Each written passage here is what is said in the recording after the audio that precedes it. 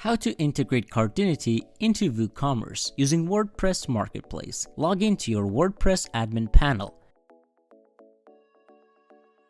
Navigate to Plugins, Add New. Search for Cardinity Payment Gateway.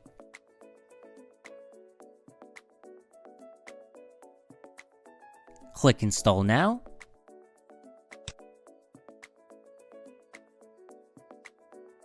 And then activate.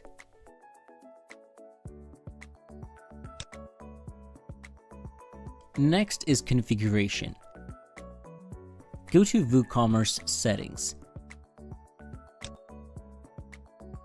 Navigate to Payments tab.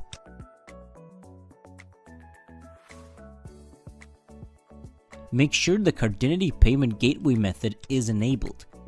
On the right, click on Manage.